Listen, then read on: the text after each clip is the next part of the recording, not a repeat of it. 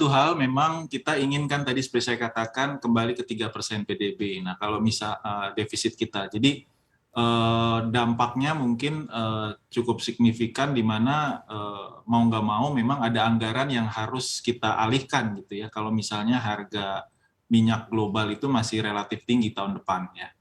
Nah, padahal ada beberapa hal juga yang harus kita perhatikan selain energi juga pangan sebenarnya ya. Kita tahu harga pupuk juga melonjaknya relatif cukup tinggi ya. Dan apa yang kita konsumsi tahun ini kan kebanyakan hasil produksi awal tahun ini ya atau akhir tahun lalu ya.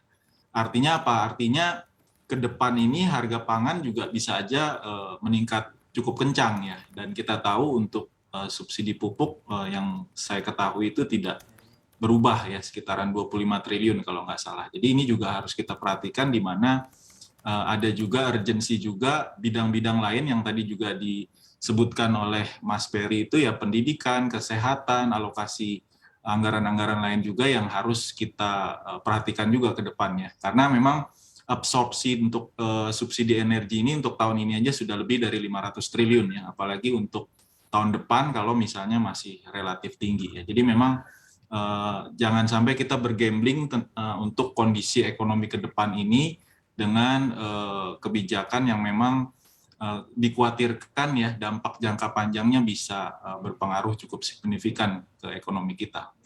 Oke, baik. Kalau dari Anda melihatnya seperti apa, Pak Berli? Begitu, kenapa pemerintah hingga saat ini masih cenderung untuk mempertahankan harga BBM Pertalite khususnya begitu, dan resikonya kepada APBN kita bagaimana? Ya, itu juga pertanyaan lah bagi ya kami para ekonom yang bukan di pemerintah ya. Sebenarnya sebagai akademisi kan kita juga mengajarkan ekonomi itu ada ilmu untuk memilih ya. Jadi tidak bisa dicapai atau dibeli semua yang diinginkan, pasti harus memilih, pasti harus memprioritaskan gitu kan. Dan ya kita mengharapkan bahwa di masa menuju seperti ini prioritas adalah kesehatan, ya pendidikan dan kemudian infrastruktur itu yang memang jadi prioritas sejak awal gitu. Di mana kajian dari Kementerian Keuangan sendiri yang disajikan ke DPR beberapa waktu lalu menemukan bahwa lebih atau sekitar 80% dari subsidi atau BBM bersubsidi dinikmati oleh masyarakat menengah ke atas, ya. Di mana secara prinsip kan yang disubsidi itu adalah orang ya, subsidilah atau bantulah orang khususnya masyarakat miskin dan rentan ya. Jangan barang, apalagi barang yang lebih banyak digunakan oleh di masyarakat menengah ke atas. Memang ada trade off ya, memang ada trade off antara tadi subsidi BBM dan energi dengan inflasi ya. Tapi sejauh ini inflasi Indonesia relatif lebih rendah daripada yang lain, negara-negara lain, dan kemudian BI juga mampu melakukan, serta pemerintah tentunya mampu melakukan pengendalian inflasi yang cukup baik ya pasca kenaikan BBM 2014 dan kemarin ya, dan kemudian pernah juga dinaikkan lagi setelahnya.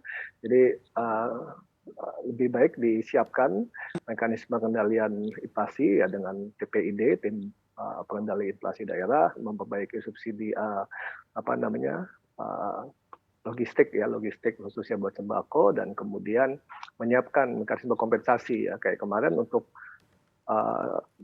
minyak goreng ya kan bisa disiapkan BLT minyak goreng dalam waktu sebulan. Nah, jadi ini bisa disiapkan dengan lebih baik lagi ya dibandingkan ya mengalokasikan sedemikian besar untuk subsidi BBM yang akan dibakar dan lebih banyak dinikmati menengah atas itu.